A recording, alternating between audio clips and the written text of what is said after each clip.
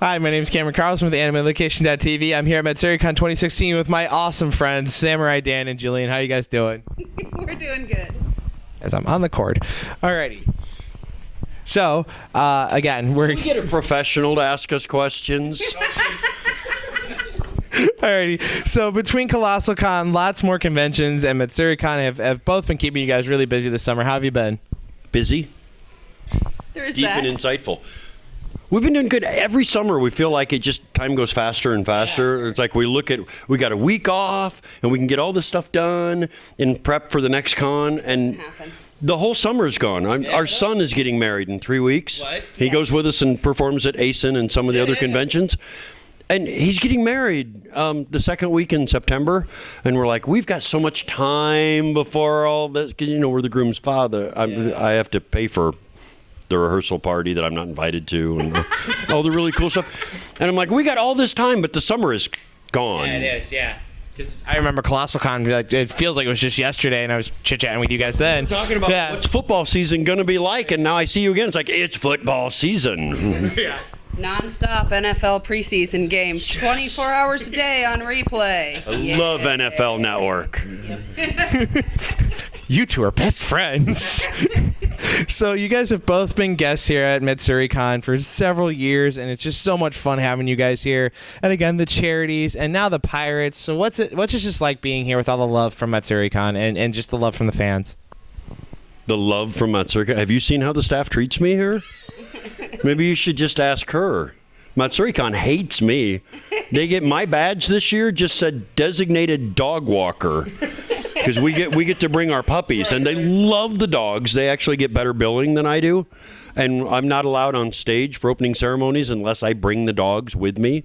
And that's the number one question everybody says when I get out of the car. When we pull up, they're like, "Hey, Samurai Dan, where's the dogs?"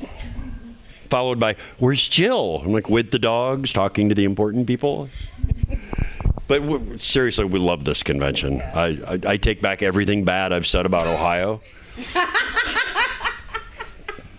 Because aside from the lack of indoor plumbing, Ohio's awesome.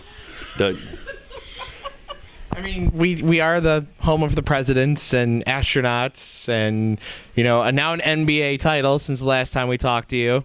It's amazing what money can buy. I mean,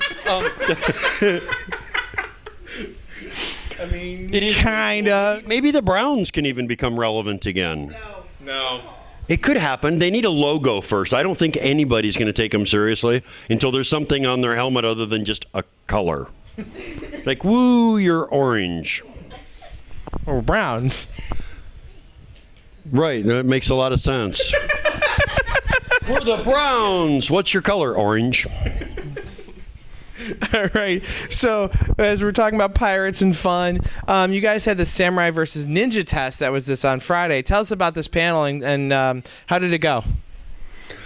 We actually have it's a psychological profile questionnaire where we have 8 questions, and none of them are really like right or wrong answers. There's a couple of them that seem a little slanted, but it's more or less a personality profile to see whether or not you fit the characteristics of what the samurai was raised to be, and what their responsibilities and things were supposed to be for them that they had to adhere to, or whether you were more like the ninja.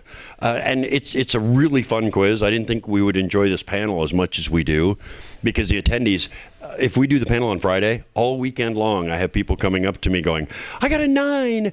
I was a ninja. I just didn't want to tell anybody." And so I did. We had somebody this weekend.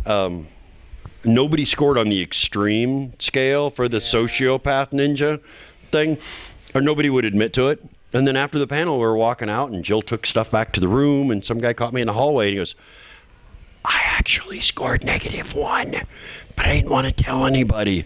And I thought if I admitted it, you'd take another point away from me." I'm like, It's hysterical. I love the fact that he thought that you personally were like that power. Power. I'm going to make you more sociopathic.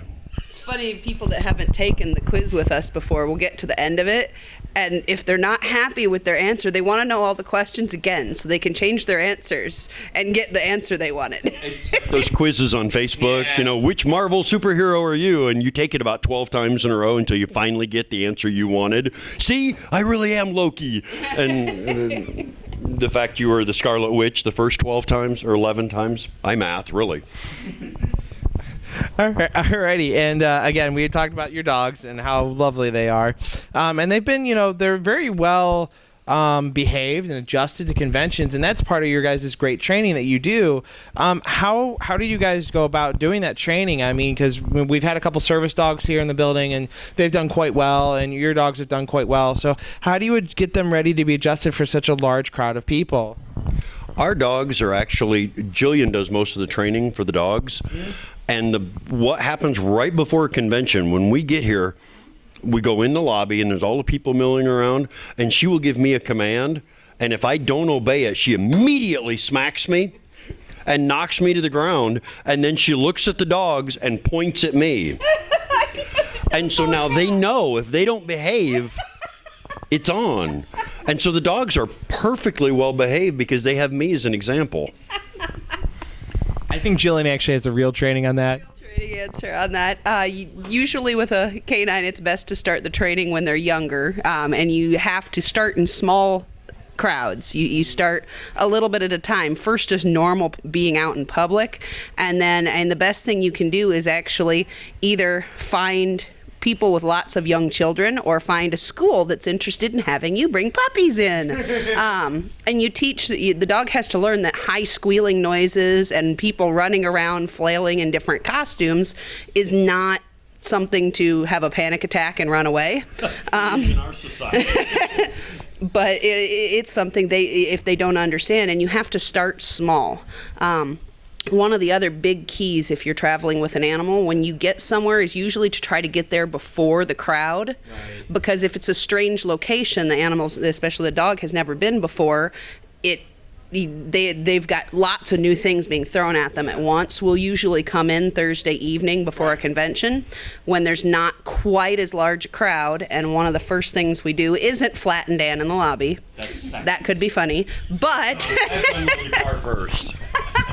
All the heavy lifting. Well, yeah, but after we get there on Thursday night, we will walk the dogs and take them all over the convention so they're at least familiar with some of the layout and the smells. So then when all the people are added to it, there's almost a comfort level. It's like going to a place you've never been. There's that little bit of anxiety and nervousness, but the second time you go to it, it's not as stressful. Right. And so the dogs are very much that way because they're Akitas. They're wonderful service dogs and they're friendly, but Akitas are still primarily guard dogs. Right. So Kuma, especially our male, kind of stresses taking care of mom, and new environments make him uncomfortable. So it's important that we get to take them around and familiarize them with their environment. It's nice when we've been to a convention for multiple years in a row, like at the same venue, because they have an established comfort level when they get here. There's no nervousness. They get out of the car and they're just like, oh, cool. Hey, we walked to the park this way, and sometimes the treats were in this room. Yep. Sometimes they remember the restaurants we've been taken to. And when they show up at this hotel, this Matsuricon is famous for spoiling their guests and treating them well. Yep. I mean, it's just it's almost like a working vacation. Yep. And the dogs, since they've been here 3 years now, they remember the restaurants. And when we left last night to go to the Italian restaurant to Buca, they were nuts when we got back to the room. They're running in circles and they haven't touched their kibble. And they haven't got, they know they get spoiled. They know, hey, I have pasta in the refrigerator. I'm not sure why I bothered to bring kibble this weekend, because Naya flipped her dish twice already and won't go near it. She just gives you this look of disdain and then walks over and sits in front of the refrigerator because she knows the convention spoils her too. Yeah, well behaved in public, but still divas. Like the voice actors. And again, we've got the Olympics actually running this year for the first time since we've had the chance to talk to you guys. We have the Olympics running, and you guys run the Ninja Olympics. How would they compare for this compared to the actual Olympics versus the Ninja Olympics? Ours are more honest. You can't buy the judges. Our scores they earn it. The really fun thing about the Ninja Olympics is we were since we drive to all the conventions, we talk sometimes in the car when she's driving. When I'm driving, she just sleeps. But when she's driving, we'll talk, and we were trying to come up with some panels that were more interactive for the attendees. I mean, as much as people like just being entertained, we wanted people to be able to do more things. And so we were going over some of the training things that we do, because also when we're on the road, I'm working on class schedules and what we're going to work on with this student or how to get them past this problem. And Jill actually came up with the idea while she was driving of doing some of the training attributes that we did at the dojo and letting the attendees do it. And I'm not sure whether she was just wanting them to be entertained or whether she wanted to be entertained. Let's arm the attendees and just step back and see what happens. But we came up with these fun games and contests for the attendees, and they have really gotten into it. We let them name their own, so we divide them into two teams, and they get to name themselves. Oh, wow. And the very first time we did the panel, in true anime fashion, we had Team 1 and Team B. And I wasn't happy about it. And the next time we did the panel at another convention, I complained about that. So they said, okay, we want to be Team A. And the other team was Team 2. But since then, they've really gotten into it. And we've had Team Twerking 9 to 5, Samurai Dan's illegitimate children, Kermit's little green friends. Team Daddy issues. I mean, they've come up with some really horrifically. And this weekend here at Matsuricon, in honor of Kuma breaking Dan's nose, we had the Nose Busters, and then the other team was a deeper shade of brown. Okay. And again, you guys love playing Cards Against Humanity, and you guys got to do it again. That we're warped, that we're sick. I've played the game, so I know how bad it can get. Yes. I know. When I'm paid. I mean, wait, that sounds wrong. So how did this year's event go with everybody? I mean, it was such a wonderful. You know, I've been in your guys' Cards Against Humanity panels at other conventions. I couldn't make it to this one. So what was it like this year, playing with so many wonderful fans and also just being here again to do that? It's amazing. Getting the voice actors to come play is fun because it's kind of a stress-free way for them to interact with attendees, because there's no real prep time for them. They just get to read their line, and they don't have to get the right inflection. They don't do a take two. Well, some of them need it, but it's really fun because the attendees get to relax and just have fun. And I know it's a 18-plus game, the Cards Against Humanity, and it should be. But at the same time, the attendees are intelligent and clever, and it is a chance for them to utilize those tools and to just have fun with it, where everybody gets to celebrate being clever and coming up with funny things. And even though we play this game, we host it at almost every event we go to now. I don't get tired of it. We never played on our own. We don't need to. There's always another con. But we don't get tired of it because the number of the different answers and the different ways to put the cards together, and a new little nuance, and it never occurred to me to do that. They're brilliant, warped but brilliant.